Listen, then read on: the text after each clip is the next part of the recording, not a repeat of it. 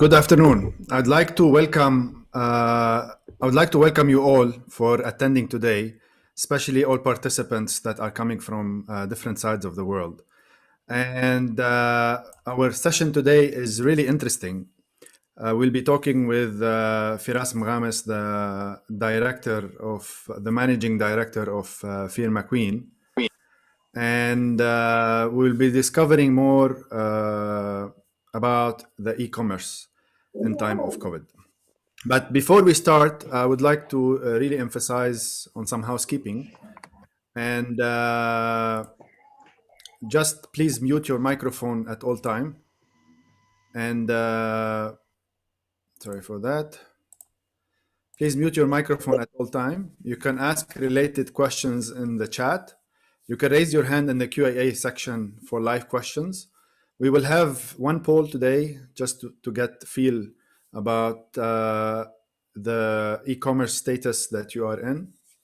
A feedback survey will be shared, and this session is recorded and will be streamed on YouTube Live. My name is Rudy Shushani. I'm a digital transformation specialist. This is another series of digital transformation. Today's topic again is e-commerce. And first, please don't forget to join us at our WhatsApp group. I will be sharing it throughout the session. The more you are on WhatsApp or on our social medias, the more we can communicate better, and you'll be notified accordingly. All right. So I would like to welcome Firas Mghames, the Managing Director of Feer McQueen and CEO of Flag M. Firas, I think today you are in Saudi Arabia, and I forgot the name of the city. So you're going to manage this. Just let me stop sharing and we'll start. Okay. Please introduce yourself and introduce Feer McQueen. All right. Hi, Rudy. Hello, everyone. A lot of familiar faces. Actually, I'm in Riyadh. So if you heard of it, it's a huge city. You told me another word.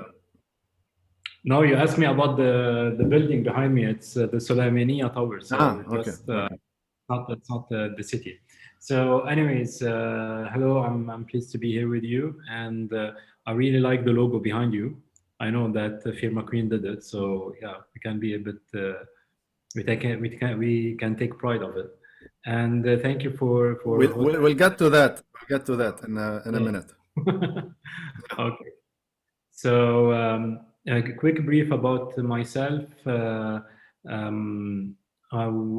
founded Feer McQueen, which is a hybrid creative agency, in 2011.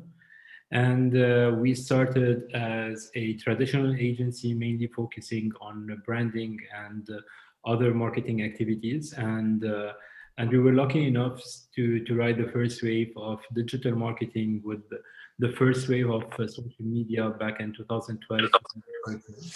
And quickly we adopted this new culture of how to deal with brands, how to deal with commerce at the very, very early stage, or what we call now e-commerce.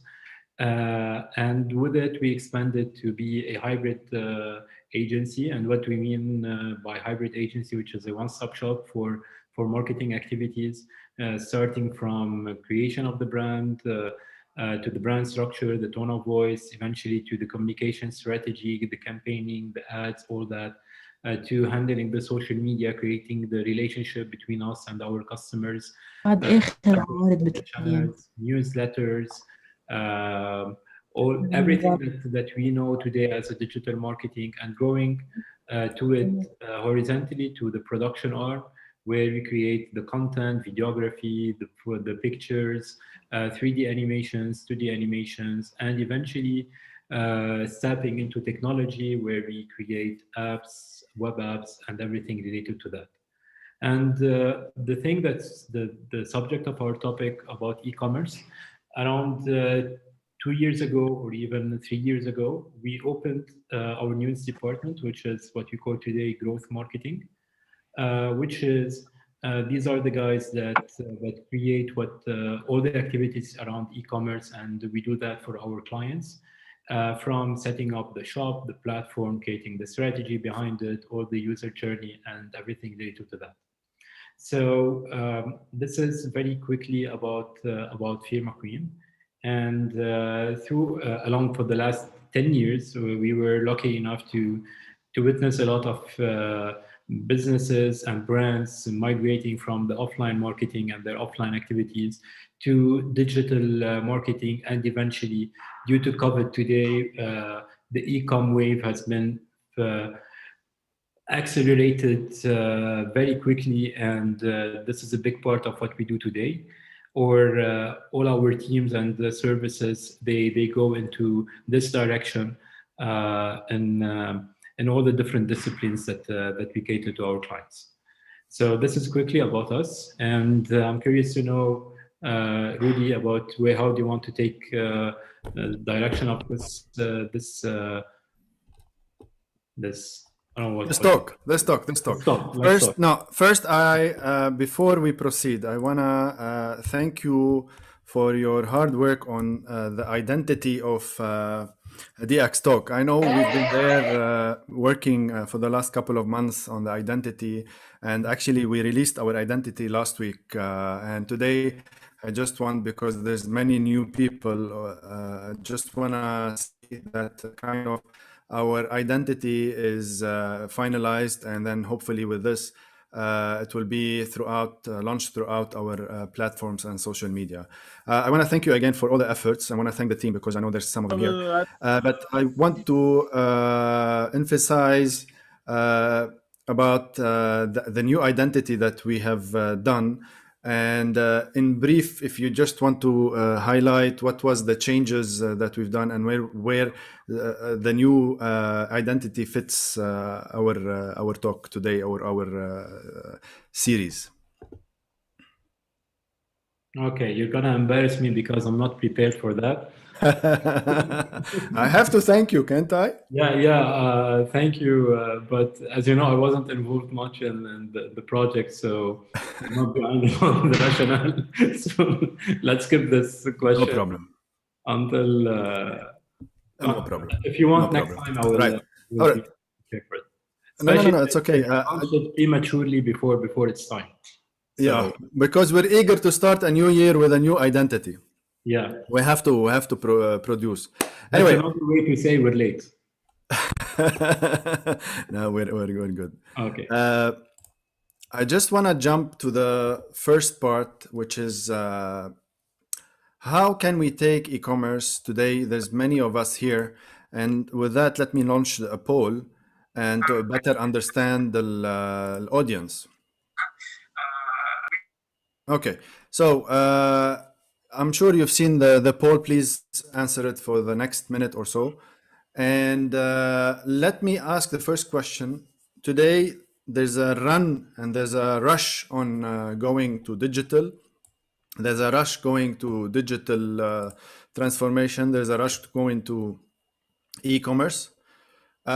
Many companies have tried, many companies have failed, many companies have succeeded. What's the best way and what approach as a strategy, as a high-level strategy first, before we dive in more? What's the first step or strategy they should think about before jumping onto the e-commerce or the digital transformation wave? All right. First, let me start with an introduction about e-commerce and saying that e-commerce, it's not that different than the traditional commerce or what we used to know. So if we want to observe our real life in a way or in another way, which is eventually you have a small market, a small mini market. They are part of the trading and the commerce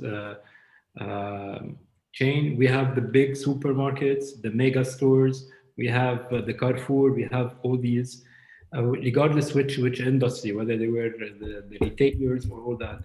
There's a lot of different scales of e-commerce and of commerce. And if you want to project it to the digital world, it's what's happening exactly the same. So e-commerce, it doesn't have to be always a big giant like Amazon in order for it to be into the e-commerce world. So a girl doing some jewelries, handmade jewelries, she's part of e-commerce. Usually, if we want to take in Lebanon, we used to see her in Byblos in a small shop, putting a stand on the corner and all that. Today, she has Instagram. So she used to do e-commerce in a way or another. To now, she's doing it in a different way, using different tools, but eventually it's kind of the same thinking. Same for the giants, and applies same rules applies on the giants. So what I'm trying to say is the following. Following this discussion or today's discussion, there's a lot of there is no one mold to put all e-commerce into. Same like there's no one mold where we can fit all the business in our offline commerce, where we can fit it fit it in. So this is what I'm trying to say. So for the sake of this presentation or our talk today, I will be talking about medium to or the e-commerce that they start small and eventually they are able or they're building their platform in order to go big. Because the ones that they're doing e-commerce through Instagram, whatever I'm gonna say, that doesn't apply. So how to start? The first thing is to tackle the commerce part, which is the product part. And this is what we've seen for the last year and for the last 2-3 years. A lot of clients, when they come to us, they don't have the readiness when it comes to their product and their offering. So, and today the good news that a lot of industries or most of the industries, we can see them, they are succeeding on e-commerce. If I want to take a few steps back, a few years ago, there's some certain rules, or we always said to our clients, there's some criteria that you need to check before succeeding on e-commerce. One of them, you need to have a very unique product. The second one, you need to have extremely hot deals. You need to have very competitive prices, etc. Because else, why should people buy from your platform? 3, people will buy from you if it was something artisanal, handcrafted, all this. And 4, eventually, if they don't have access to it in their city or wherever they're living. So today, these 4 criteria, they don't exist anymore. I don't need to check one of them in order to succeed on e-commerce. And this is what COVID accelerated to the biggest extent. But however, it doesn't mean that anything that I'm gonna do on the platform is gonna work. It doesn't have to be.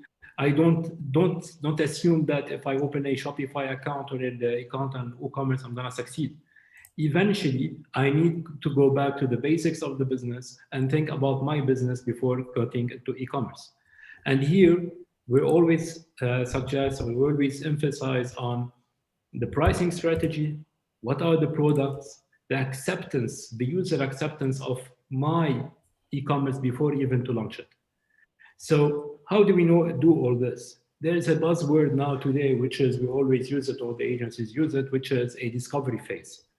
A discovery phase, where we study all these criteria, we study the business, we see the users, we do the testimonials with the users, we do the testimonials with all the stakeholders, if this product or this business will succeed on e-commerce.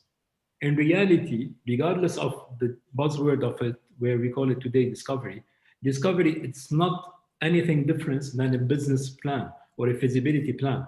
It's just a different word, but eventually the essence is the same.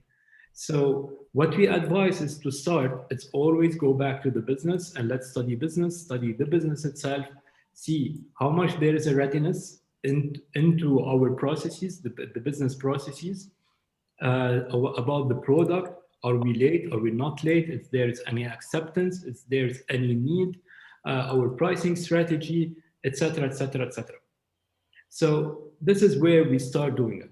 Eventually, if you want to be more tangible, we always start with workshops. We always start with the interviews, gathering data, insights. This what we usually say the market research. And from it, we can say, or we can know, or we can define our go-to-market strategy.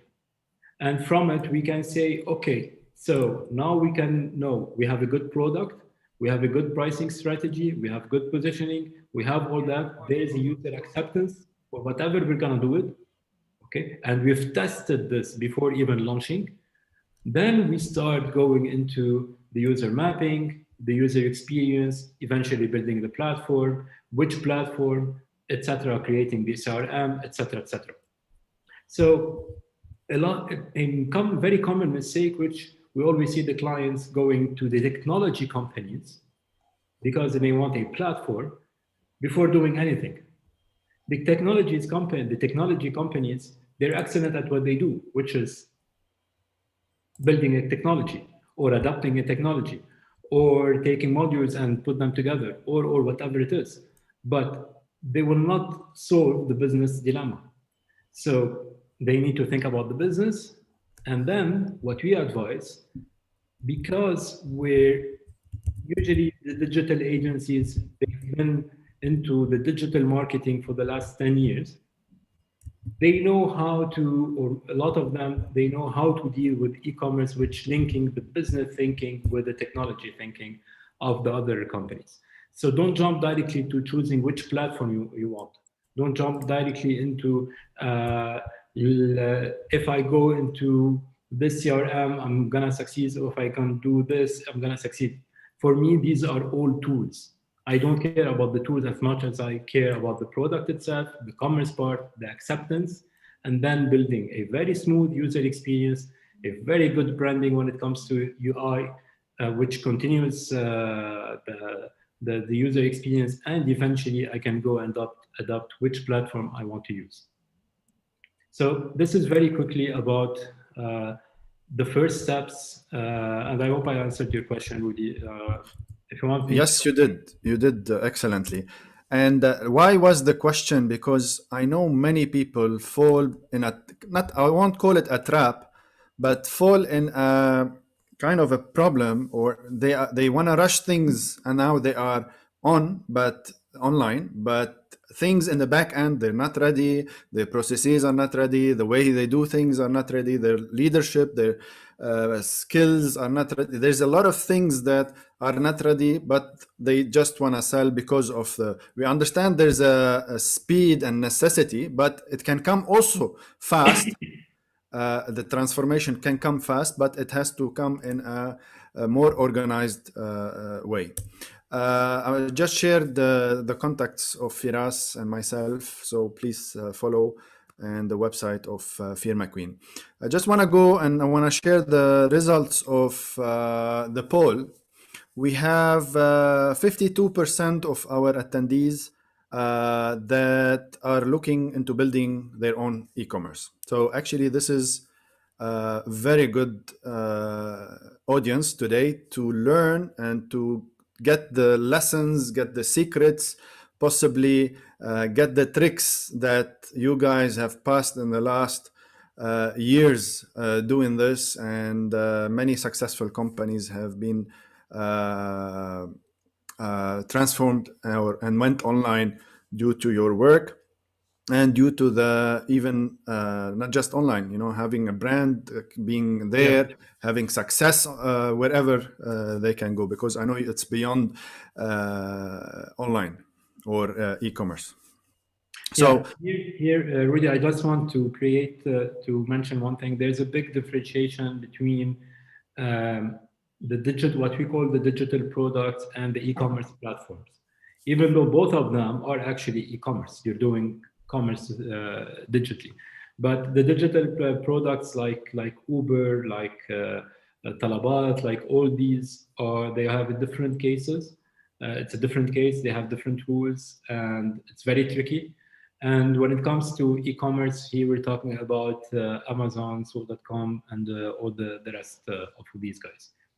And here, why I'm mentioning this, because the thinking is very different. Even though always we need to start from the discovery, the thinking, the testing the idea, if there's any acceptance for it, do they need it, إذا في raison d'être, whatever we're gonna create. But eventually, when it comes to the technology, there's a different approach. And I will tell you from our experience, I'm gonna tell you my point of view, maybe a lot of here in the room, they won't agree with me. But eventually, if I'm talking about the e-commerce, which are the platforms where I'm selling a service or I'm selling a product, for me, there's my advice always to our clients is don't waste your time into creating a platform from scratch. Don't even think about it. Don't put any thinking into it or compare. Why do you need to reinvent the wheel when there's already ready-made platforms? They can do everything. And the least or the thing that we always avoid, which is going into any kind of customization. So already in the platform, which are the big platform like Shopify, like WooCommerce, or even Magento or BigCommerce and all these, they almost have all the modules in the world. And if in all these modules I can't find what I need, I would say most probably you don't need it, because they already thought about everything. So the more you go into the trap, which is of the technology, you're gonna get lost. Your business is to do commerce. That's what you do. That's what you know how to do it. You know, if you are, let's say, a supermarket, if you are a retailer into fashion and all this, focus on your craft, focus on the business itself, which is the trading, the product, the pricing, the brands, the aggregators, all that, and don't focus on the technology. That's not your thing, and there is no need for you to go into this trap. We've seen a lot of companies where they spend hundreds of thousands of dollars on the platform, and eventually they go into a loop and they get out of it, while they've lost a very precious time, a go-to-market time where they could be selling online, they could be learning, they could be enhancing their processes and all that. But if I'm going into a digital product, that's a different thing. That's totally different thing. So that's more challenging, because eventually my product is the technology itself, it's the app itself, and it's the services that I'm selling on this app. So for the sake of this call, unless if anyone would like to talk about the digital products, we're talking about the e-commerce. And my first step would be, and this is what we always tell our clients, don't go into creating your platform from scratch. That's a huge waste of time and energy. Most probably you will not get anywhere, and try to avoid as much as possible the customization. The product, your platform is not an asset. It will never be. The URL is your asset.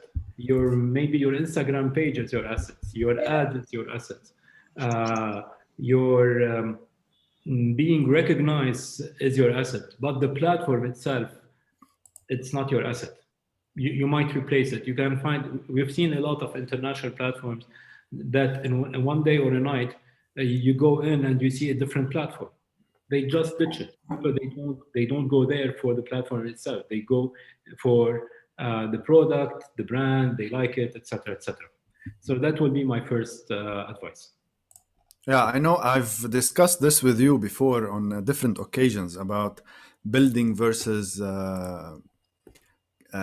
going and taking whatever is available, which has a lot of profits and a lot of ready-made, and cost-wise is much more convenient for everybody, because sometimes even we go into development of brand new offering, but in the end we don't know how to manage it. It's too complex. It will take years possibly to produce, and the whole project goes on another way. So this is possibly one of the quickest win you can get to go on e-commerce.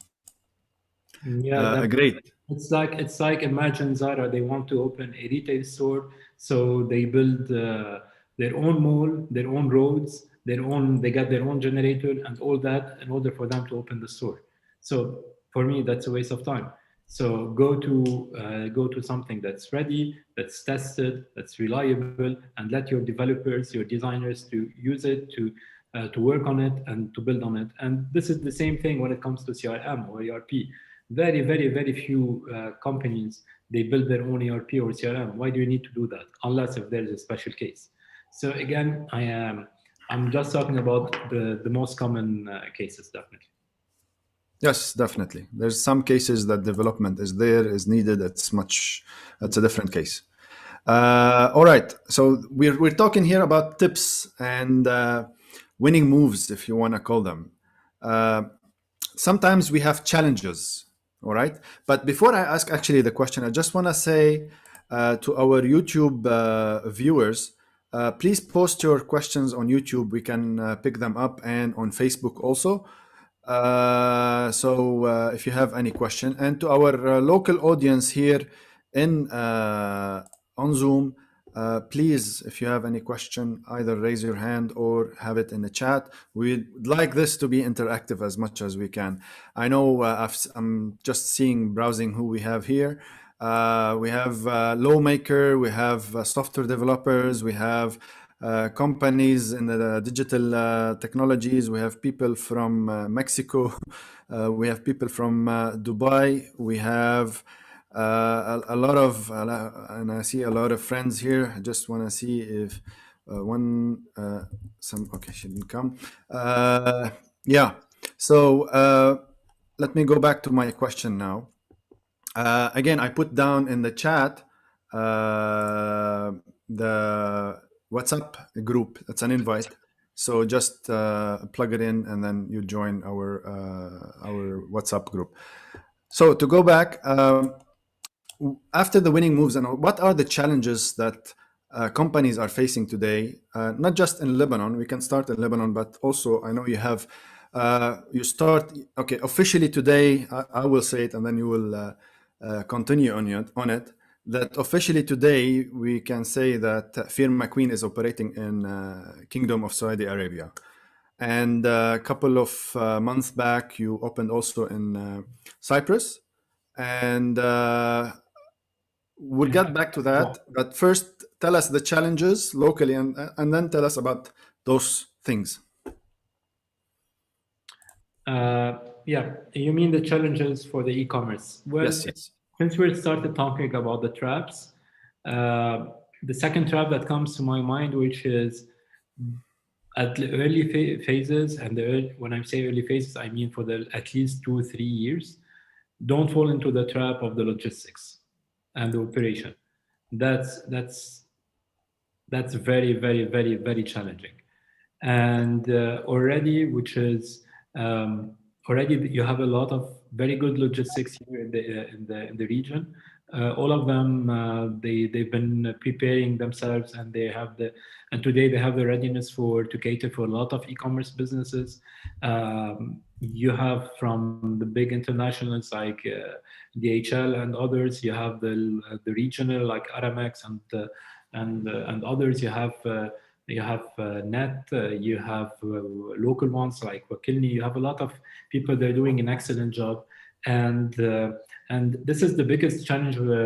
That was definitely the biggest challenge, or these were the champions during last year's COVID take but regardless of the pandemic, regardless of everything, don't go into this. Maybe they're gonna take a cut from your profit. Maybe they're gonna take the numbers. They won't make sense at first, but eventually, if you go into the operation, you're gonna invest a lot into something that you haven't tested yet. So maybe let me take an example. If you're starting your e-commerce in Beirut, and eventually, if you're thinking from day one to, okay, let me have my warehouse, let me go into my stock management system, let me update my ERP to fit e-commerce, let me get my own drivers so I can go into the routing, the pick and packing, I need to change my procedures and all that. Yes, maybe this is how it should be, but definitely this will take you a lot of time and a lot of energy. And definitely you will be learning along the way. But the difference here, which is you will be learning in your clients and you'll be harming your reputation along the way. So it's not like, for example, marketing where and you will be learning how to market your product, how do you market your e-com along the way. Because if you did a bad marketing strategy, there is no harm. If you did a wrong targeting, there is no harm. What the harm is on you. You're losing your money. You're losing your time, which is in a way or another contained. But when it comes to logistics, you're gonna get a bad reputation. The clients won't. They're gonna talk about you about you're late. I got my product. They're smashed and all that. So, however, what you need to focus on, it's always I go back to the basic, which is the business itself. And what is the business of e-commerce? Eventually, after you set up the initial phase, which is the discovery, the product, the commerce part, the strategy, the vendors, all this. After it, you're gonna see that almost all your work will be in marketing. Almost all your work and all your concerns will be how can I get more traffic into my website? How can I have more? How can I elevate my basket? What we call AOV. How can I elevate the lifetime value of my customers? If I'm getting 10,000 customers per day, how can I make them 20,000? How can I make them 100,000, etc.? This is the core of your business. So after the first phase where you're setting up the business, you're gonna do day and night, you're gonna be working on marketing, marketing, marketing, marketing, and what we call is growth marketing and digital marketing. So the third phase should be the logistics and the operation. And this is where the optimizing, this is where maybe you can get an investor. Okay, I have a solid case study. I'm selling a lot. My margins are good. I'm getting, I would say, I don't know, 100 order per day, 1,000 order per day. I want to jump into make them a 2,000 per day. So I want to increase my marketing and I want to have control over my stock, my warehouse, my logistics, etc., etc. If depending on the industry. But from our understanding, we cut them into phases. And what we really don't like, and what we always urge our clients to do, is don't go into shortcuts. Don't start any business where you're setting up the business, you're taking control over your marketing, you're creating your own platform, and you're going into logistics. That's 100% recipe for failure. In our perspective, focus on the business, then for a long period, at least 1 year, 2 years, focus on marketing, getting traffic. This is how the value of the business of your e-commerce platform will increase. If you're getting an investor, if you're getting, I don't know, you're exiting prematurely about it, why not? But don't go into logistics and warehousing. And in a real estate understanding, this might be an asset, having your warehouse, your logistics, your people. But from my understanding and my point of view, and from our observation, these are a liability, and they will make you slower, and they will let you move much slower than how you're supposed to do. And this will be our second tip, and for us, this is a killer. And the third one, which is never underestimate data. Never underestimate data. So what do I mean by this? Data for us, it starts from day one. And this is where whenever we're creating the user experience and the user journey, which are the result are what we call the wireframes. If you've seen it before, they are boxes and some design elements. If the work was very well done, and this is how it should be, we put from day one where we want to monetize the product, where we want to for people to go, where we want to sell them, what are the triggers, and all that, and how do we measure our ideas. So we need from day one to integrate with you. Few of them, very well known of them, there you have Flurry, you have MaxPanel, you have Google Analytics, Tag Manager. There's a zillion one. There's one called Segment. Each one of them, they do a few things. Eventually, these tools, they will let you know what people are doing on your platform, how they're behaving. They will allow you to test your e-commerce. They will let you enhance it and make it better. Because going back to after you start operating, as I said, your main focus will be to get more users on the website, more traffic, definitely in the target audience that we want. So let's call them quality traffic. So if you want to go back to the basics of the sales, which are, we're going into a funnel. So let's say I have 100,000 people going to my website, where 10% will leave immediately. Another 30%, they're gonna go in for 1 minute. They're considering the website. Others are churning and churning and churning. Eventually, for me to do 100 sell. So this is how it works, and this is why e-commerce can go big, and this is why it creates a lot of buzz. Because from day one, you can get 100,000 people going to your website. So the challenge is what? And this is with the role of the marketing, and this is the marketeers, and this is the role of the client itself, which is at first will be, okay, if I'm getting 100,000 people on my website, which is not a big number, great. And I'm doing 100 sell per day. So for me, you might go two ways, either to get double the number, 200,000 customers, so you can get 200 sell, or you can keep the 100,000 people going in and you can increase it by 1%, which is you're doubling your numbers, etc., etc. So the conversion rate, and this is what we call the conversion rate, the conversion rate of the people going into my website and selling are very small numbers. That means this is the opportunity where if I enhance my platform, if I enhance my offering, if I put the right product and the right banner at the right time for the right audience, easily I can double my number and make them even much more than doubling them. So I cannot do that if I can't know what people are doing on my platform. If I have no idea where people are going, how they're behaving, who are they, if I cannot track them back. If, for example, Firas bought from me a red pen, and for me, I have a category for all the red products, and created a cohort, which is a grouping of people that they like red products. Whenever I have a new item, I don't know why I took this example, but let me continue with it. If I want to, every month I'm getting a new red item. So that's an opportunity for me to keep on selling Firas. Not for one, not for 2 times, 3 times, for maybe 2 years.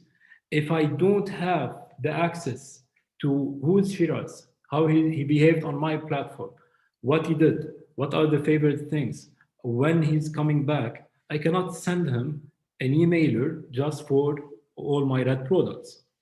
And this is what we call an LTV, which is a lifetime value, which is everyone going into my platform is an opportunity for me to hook him, to sell him again and again and again and again.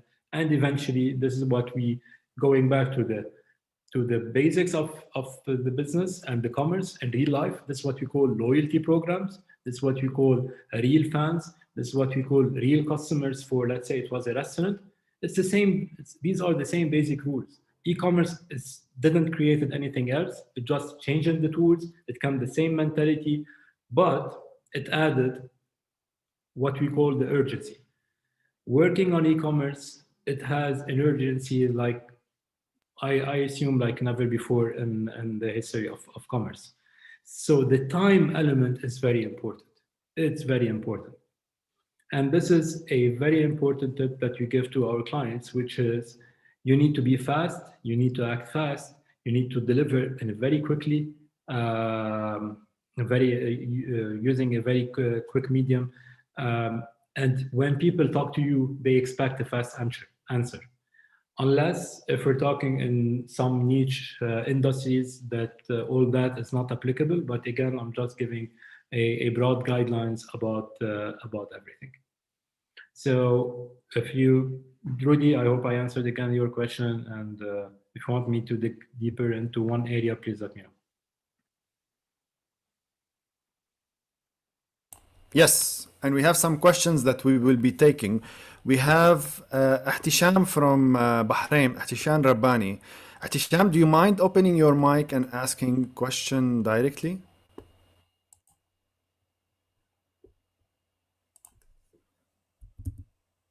I think she left. All right. I'll Yes, get yes, back to yes, her. sure. You are okay. Yeah. Hi, how are you? Hi. Yes, my name is Ahtisham. I posted Do you up. mind asking the question directly? I know you asked two, three questions. Can you ask one just to join them all together? Yeah, actually, I started e-commerce business in Bahrain recently, and I like to grow my business. So, is there any tips to grow this business? Because I did not take any training or anything from anyone. Yeah. So I was just, How are you selling now? You're selling directly through Facebook and Instagram through private yeah, message? from Facebook pages and Instagram, Facebook boost, Okay. this boost services. Okay. Do you mind telling me what's the industry? What are the products that you're selling? Yes, I started from footballs. I'm from Pakistan, so we make our own football, handmade. So I started from football, and then I imported some clothes from Pakistan to Bahrain. Most likely, like for women clothes. And then I did some drop shipping locally here. Okay. Um, and then yeah, there are a lot of mixed products. Like mainly, I'm going for leather products, textile. And do you know, have you studied why people are buying from you? Did I study what? Have you studied, or can you give me a clear answer why people are buying from your Facebook and Instagram page? Is it the price? Is it very competitive? What's the main reason? Yeah, it's the price and the quality because no one is giving this quality in this price in Bahrain. Everything is very expensive if you want it in a good quality. So I am giving them the good quality in affordable price because it's my own product. So I just ship it from Pakistan to Bahrain and then sell it on my own All right. prices. And do you have a small operation? Do you have a lot of expenses, or just you and the pages? No, no, just only pages and nothing else. I'm doing packing and delivery or everything by myself. Okay, let me tell you one thing, that the first thing that you need to consider, which is, since people are buying due to the price, and you told me about the quality in that price. If you go into e-commerce, which is a platform where you will have to do a good branding, you need to have some professional photography, you need to know how to maintain it. That means more expensive. That means more expenses. So if your model, which is based on low cost, low maintenance, and it's working, keep on doing the same thing. Sometimes upgrading, it's not the smartest thing to do. So it depends about why people are coming to your store. If I want, I'm gonna give you an example. Um, let's say in Bahrain or Saudi Arabia or Beirut or anywhere in this region, we always see some small food snack, food places where they serve street food, and we can see that there's a lot of buzz around them, and people, they like this experience regardless the price, but they like this experience. And a lot of time we see these places, they go into a bigger shop, a nicer shop, a much cleaner shop, a more branded shop, and we can see that they lose the hype, because either they have to increase their prices, or people, they like the experience as it is because it was genuine, etc., etc. So I cannot say if this is the case, yes or no. But if this is the case and people, they like this, they like your shop as it is, if it's working, so increase the budget there. Try to, as much as possible, if the price is a big important factor in your offering, try to maintain it. Upgrading isn't always the smartest thing to do. If it's working, keep on doing the same thing. Other than that, if you're insisting on going into a platform, if you don't have developers, I would say probably go to Shopify.com, which is an amazing platform, very easy to handle, very easy to use. You can set it up yourself. You can use some ready-made templates. You can choose your colors and upload your pictures, etc., etc. If you're going into an agency, I would say my advice would be to go into WooCommerce, which is very similar to Shopify, but it needs more people involved around it. And one last tip I would tell you that definitely if you have to invest into something, invest into the pictures and the photography. This is how you sell your product. This is how you show that the quality. This is how you show the angles, how they show you the true colors. So the more faithful, or not the more appealing your pictures are, the higher your conversion rates will be. Thank you for that, and thank you for that. Let me ask you a question which is related on the topic, and I have a question also from YouTube, but I'll take it in a bit. Regarding why digital marketing is very important for growth, and how can people tap onto this? You mentioned a lot of things now to answer him, but can you also mention some other things to think about, some tips, some winning moves or something? Can you define in which area so I can give you a more precise? Digital marketing and growth. Well, when it comes to growth marketing, it's just like a web, okay? And it's taking the fundamentals of sales techniques where people are driven by two forces, I would say, emotions and rational thinking.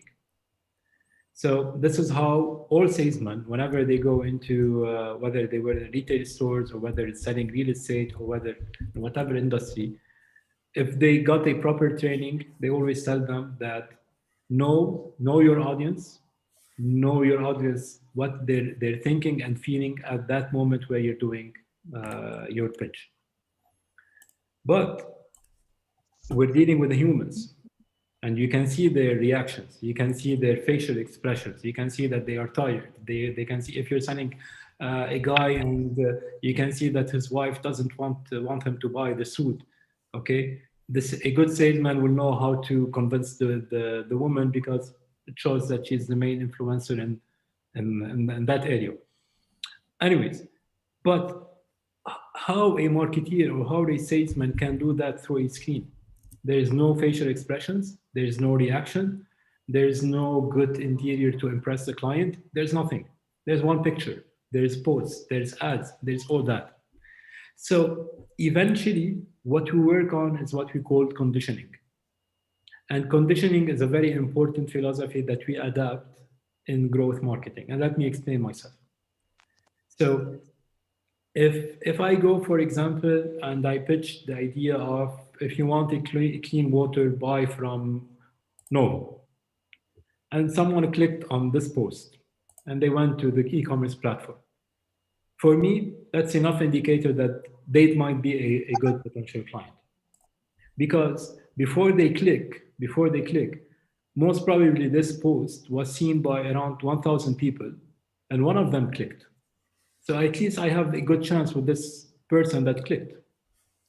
So when they're going to go into my website, and if they went out of my website, let's say for less, or they went into my website for less than 20 seconds, I would say that this guy clicked on the app, on the post by mistake. So I can ditch him outside the funnel. But I can put my trigger, which, okay, anyone that spent more than 20 seconds of my website or 1 minute on my website, great, let me start tracking them. And this is where I can start conditioning my potential client. And what do I mean by that? If I want to take a few techniques, I can put a rule, anyone leaving the website, show him a pop-up message saying, okay, you're gonna get a 10% discount. But I cannot do that on a mobile app. I can only do it on a desktop. Then he left the website. If he was searching for Nova flavor mint, I can follow him with the ads of Nova flavor mint. If he was seeing the ad and he didn't do a reaction after 2 days, another automation is put into action, which is I'm gonna tell him, okay, listen, buy a pack of 6 and you're gonna get a 10% discount. And then I run it. Some of them, they're gonna go and buy it. Some of them, they're gonna keep waiting. Others, they want more arguments, more ideas. Here, again, I might be selling a service, I might be selling a product, but I'm just giving an example of a product. Okay, I can continue? Yes. All right. I can see myself on the big screen. Great. Okay, so if I want to, let's say we have lawyers in the room here, and they're selling tele lawyership. I'm not sure what the word is, and they want to convince the people. First time, they cannot tell them, okay, listen, my platform does this. You can go into most common Q&A. You can subscribe for $10 and you can per month, and you can get all these services, all the legal advices, all the documents that you need, etc., etc. They didn't buy it. I keep on running for 1 week, another week. I keep running another ads, another type of ads, another message when I keep on telling them, etc., etc. So what I'm trying to say is what we do in these automations, and this is the growth marketing, we try to replace this ideal salesman where depending on how much time the negotiation is taking, depending on the reaction of the people, how much interested they are, if he's coming back to the same shop for several times looking on the same item, most probably he just needs a bit of discount and he's gonna buy.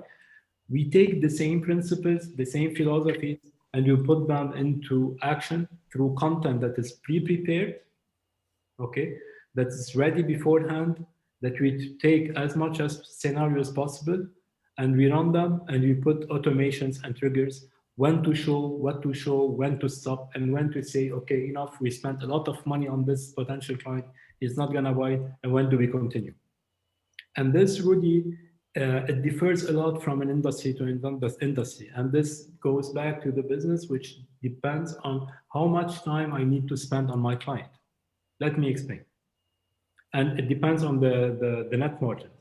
So for example, if I want to say in H&M, you can see that the salesman doesn't give you a lot of time and a lot of attention because the profit margin per customer, per basket is very low. They cannot afford to give each potential client the attention that he needs or he expects. However, if I'm going to buy a Lamborghini, you can see that the salesman, he invites me to his office. I didn't buy a Lamborghini, I wish I did. But however, he invites me to his office. He offers me an espresso. He spends on his time. He will put his mobile on silence. He will give me all the attention. He might invite me to a dinner if I knew that I'm a potential client, etc., etc.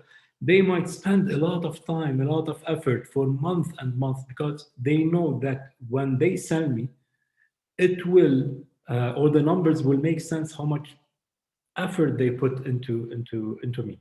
So this is how it works in a way or another. How much time I need to spend. Another tip, it will be based on the product itself. If I'm buying, for example, a car, a decision to buy a car might take up to 2 years, 3 years, from the moment that I decide I need to buy a new car to the moment that I actually buy the new car. So here the brands, if I went to the BMW website or another website, they might afford keep on tracking me for 1 year or 2 years. It makes sense. However, for Samsung, if they want to sell me a mobile, it doesn't make sense. Because from the moment that I decide I need to buy a new mobile, it takes me less time to do the action. It might take me up to 6 months, maybe 9 months, but not more than that. If I decided to change my mobile, I will not wait 3 years to change it. And this is where a lot of triggers, they change. A lot of timings, they change based on how.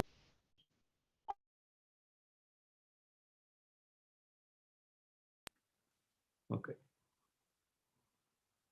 I'm back. Hey, sorry, I muted you by mistake. Somebody opened the mic. Okay. And eventually, what I'm trying to say, it depends on how much it's worth investing on a customer client, how much impulsive my product is, how much the impulsive decision towards my product, what's the reaction? Is it something that is rationally thinking? Is it emotional? Is it etc. etc. And we all know that it's a part of it is rational, part of it is emotional. Okay. However, let me explore a bit on this point. This is an example that I always tell my team, I always tell my client, and honestly, I love this example because it says a lot. Rudy, I know that you're an iPhone user, right? No, I changed recently. So I changed recently. Okay, that's good news at least. Okay. For iPhone users, or I know that you've been an iPhone user for a long time. Yeah, for a while. Yeah. For a while. Usually, if today Apple announced that they're gonna have new iPhone 17, and you've seen it, and it created a desire to you, you've decided to buy it on the same day that it was launched. The idea is when you're gonna buy it. It's not when you've decided to buy it. So, and I'm gonna give you an example that I'm sure you're gonna relate to. Very few, they go to an iPhone place or an Apple store, and they look at the iPhone and they compare, should I buy an iPhone or should I buy a Samsung? They don't do that. They already decided that they're gonna buy an iPhone. They go to Apple store to decide on which color and to make sure and to validate their choices.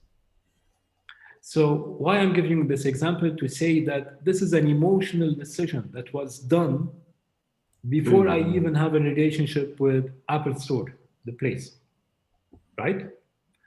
Yes. When it comes to e-commerce, I have these champions. I have these products. They are the champions. If my store was hosting them, so I need to know where to put them. That's one. Two, I need to understand that some of the things that I'm gonna sell are emotionally driven, just like people when they buy an iPhone, and some of them are rationally driven, which I need to give them the specs. I need to explain the difference. They need to compare. They need to put one phone against the other phone. They can put them, they're gonna rotate them, they're gonna put them on the wish list, they're gonna go back, they're gonna go in, they're gonna discuss it with someone, etc., etc. So again, if my platform doesn't handle all these data and I'm blind, I can't see the behavior, my only chance to succeed is to have only Apple product on my website, whatever I'm selling, or Apple things very relevant to this position. And this is a unicorn that doesn't exist. So this is why I need to go back and understand which products are people comparing. Putting the technical specs is very important. Sending them a newsletter after or an emailer after they've seen this product that you put on your wish list 1 month ago. Now it's your birthday. I need to know your birthday. Come and pick it up. It's ready for you because we love you. We're gonna give you 15%, etc., etc. Because this is how in real life we act. This is how a good sales. You're actually building a relationship here. Exactly. Okay, great. So just to summarize this last part, it focuses more on the data itself. How much can you actually get data, go in the data, collect, of course, the much needed data, and knowing and actually letting the data talk in a way. So if you're not today getting the data, you're not really towards success, because you're gonna be losing a lot of things on the way. that customization, that special centricity of the customers, that feelings of the customers. Like you just said now, for you gave me an idea about a birthday. Okay, so I don't actually collect birthdays.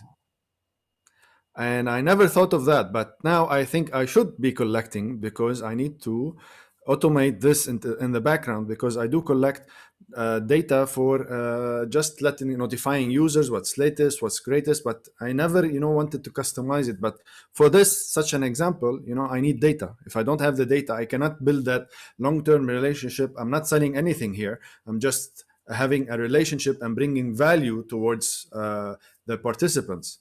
So you need such a thing.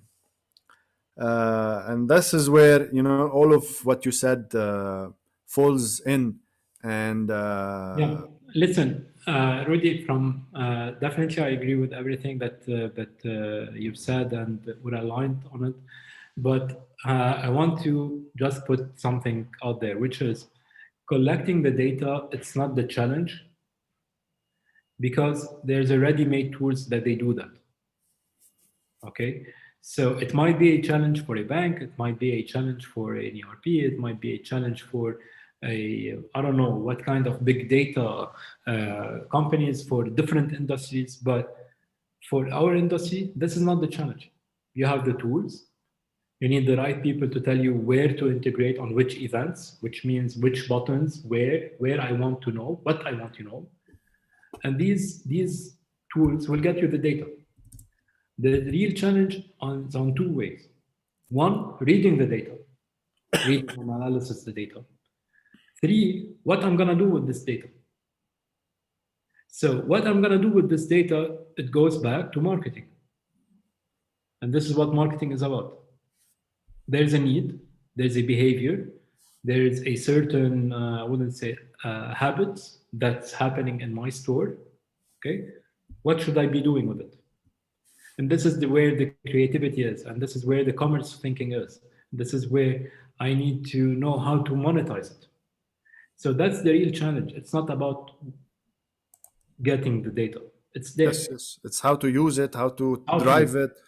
Yes. How to drive it, and what kind of content, and what are the things that will trigger my audience to do a reaction, the reaction that I need, etc. And you opened a nice, not question, that big companies sometimes suffer from, I'm not going to say data, but they suffer from compliance, they suffer from complexity, they suffer from internal processes.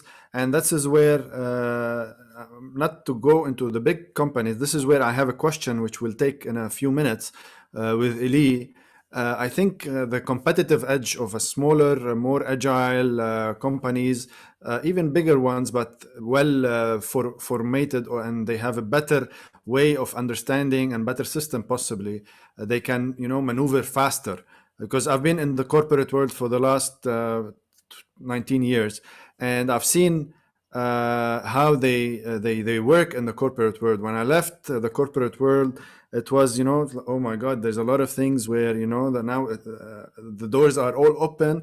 Everything is acceptable. Everything is, before mentioning the cloud was not allowed. Now, I don't want to go into, we used to invest $5 and $6 and $7 million into data centers, where now I don't need to do all of this investment. All I have to do is go and rent out a cloud from wherever it is, because I don't have those complications. I don't want to, go and do customization for something very specific. Yes, indeed. I'm gonna take the question from the bad boys on the block. This is the disruption. Actually, I think one of the success of Feer McQueen is playing traditional, because there's many agencies out there. And I think many of them are also being challenged today, because they want to take the business from A to Z and develop it customized. This is one of the things that they do. And I remember discussing this with you. And whereas you come and say, I don't want to develop anything for you. Let's go and adopt whatever is there and do the minute customization for you to get on board and act quickly. You know, Definitely. when other agencies know, we want to sell you software, we want to sell you coding, we want to sell you this, we want to sell you that, hardware and special tools, and okay, you know, that this is a very big disruption, you know, in the way of working. Listen, this big disruption, you might need it along the way, okay? But I don't think anyone will know what they will need before they hit the market. And this is one of the main differences between e-commerce and the traditional world, which you can test your business before going online. You should test your business before going online. So this is why we do this discovery phase, and we do the testing on the user acceptance, on the user interface, and all that, how they're behaving. We do this test, and after this test, when we go online, we even test it. We keep on testing, and this is why we optimize. We have the privilege to optimize. The king of optimizing the user experience are Facebook. We all have Facebook on our phone. Every week we can see they add a button, they move something, they add something, they a new feature, they kill a feature, or Google. They created a zillion of apps and they killed most of them. For them, they're not afraid about this, even though they're big corporates, but they don't follow this corporation mentality, which everything should be 100% sealed and 100% tested and. For them, let's hit the market and see if the people will like it. So the readiness for e-commerce for us, it's not on the platform itself, it's not on the technology itself. It's very important, yes, but eventually the work has been done by giants. It's on the mentality. This is the readiness that you need. It's the mentality which is to hit the audience, the market very quickly, to be flexible, to adapt, to the urgency of time, to have a very deep knowledge about how people are behaving on the digital. Digital marketing is not social media. It's for me, it's demotivating that I'm still till 2021 saying that digital marketing is not social media. Definitely it's not social media. Social media is a platform that I put on it whatever I need. I put on it content marketing, I put on it advertising, I put on it branding, put on it PR, which is the influencer marketing. All the traditional marketing disciplines are all the same. Nothing had changed. What changed is instead of putting them on the newspaper or putting them on TV, I'm putting them on a social media. And this is what social media is about. So this readiness that is needed and this readiness about that is expected. And here I need to tackle one thing. One of the main key elements, which is it's needed from phase one, which is the customer service. The customer service on e-commerce platform, it's king. And one of the things that I always talk about, which is WhatsApp. WhatsApp, it's a great tool for customer service. I don't need to have this big customer service center for or a special tool to deliver a great customer service experience. This might be annoy a lot of people, but being a marketeer, I need to follow where the people are. And today, people are on WhatsApp. If the people are on WhatsApp, if the people have an acceptance for WhatsApp, if people they like to use WhatsApp for business, and this was a kind of not taboo. It was a kind of red line for businesses a few years back because we shouldn't do business over WhatsApp. But today, where all businesses, or CEOs, or executives, all team members, whenever they're working in a company, they all communicate through WhatsApp. It's done. It's there. People, they like to talk to the agent through WhatsApp. So if they like to do that, let's hit WhatsApp, as simple as it is. So, but eventually, customer service is a very important factor in e-commerce. It's the king for two reasons. The one, people, they expect an answer very quickly. And this is for me an opportunity that I might lose. Two, my customer experience service agent is my salesman.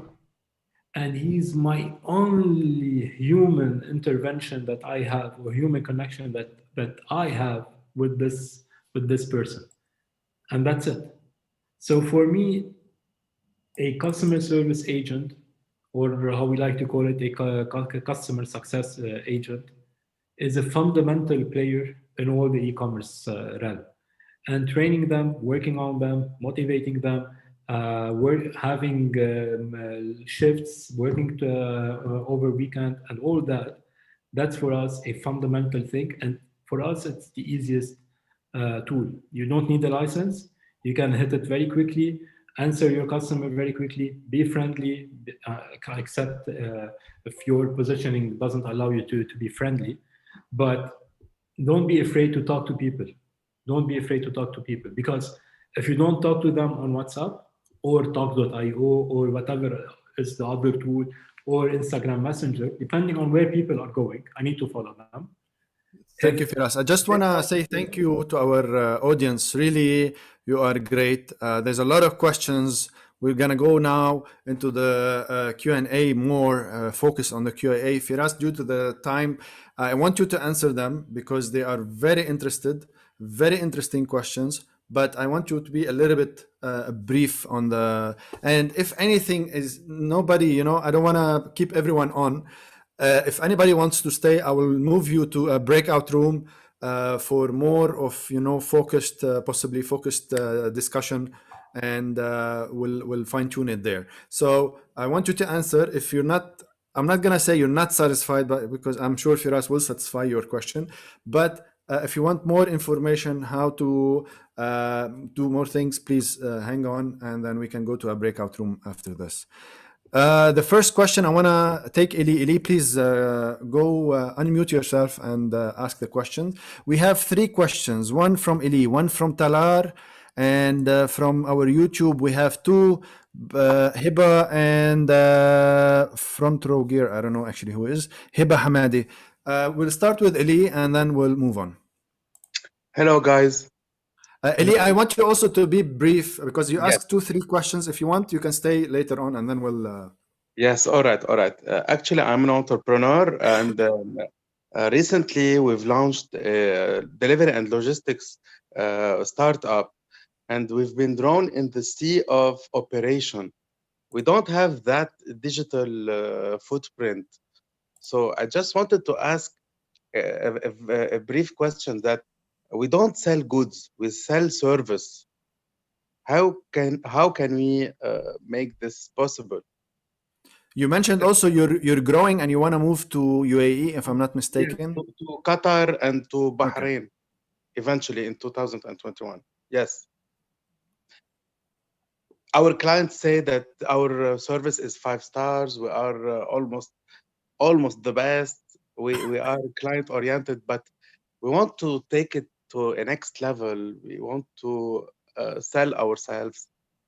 That's it. We don't sell a tangible product. It's a service for our online customers. We have more than 100 customers with thousands of orders. We've executed thousands of orders in this 6 months. So now it's a break to take the right decision and think of the next level. So I just wanted an advice, a precise advice.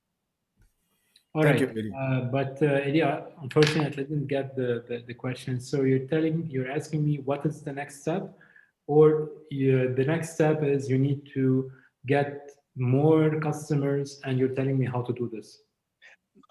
Actually, we don't want more customers to have more customers. I want to maintain our level of service. I want to take the startup to next level.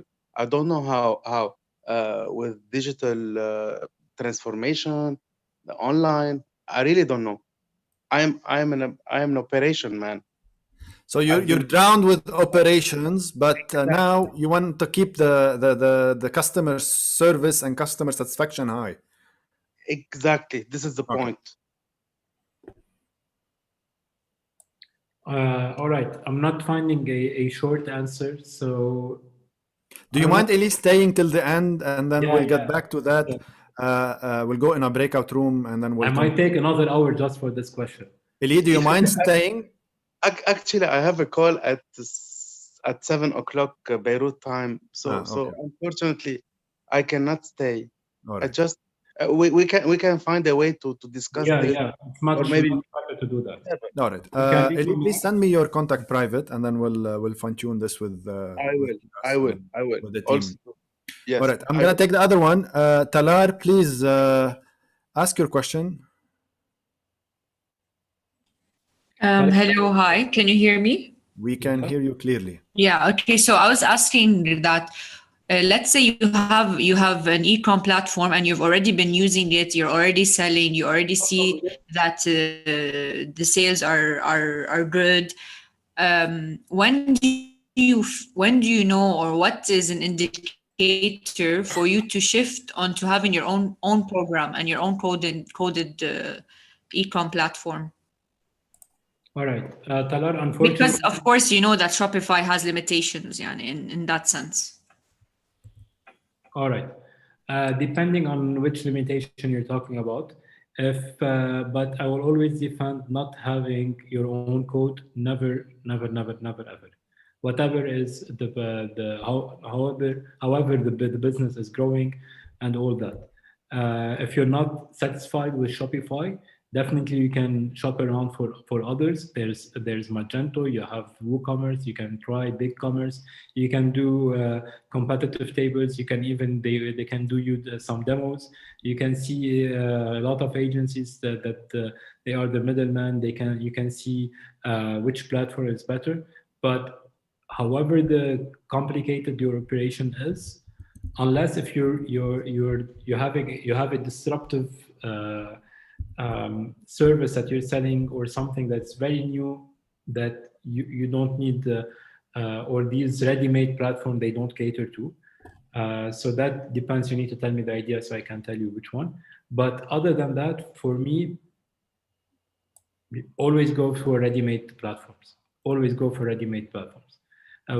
Again, as I said, I'm not sure if you were from the beginning. For me, we've seen a lot of clients. They spend hundreds of thousands of dollars. They spend years in development and they reach nowhere. And most probably they will reach nowhere.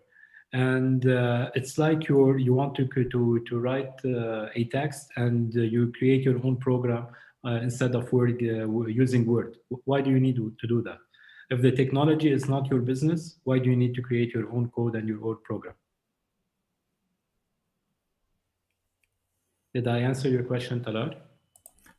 Yes, definitely. Thank you. Okay. We're going to take a question from Facebook now. Sorry, from YouTube. The question is from Hiba Ahmedi.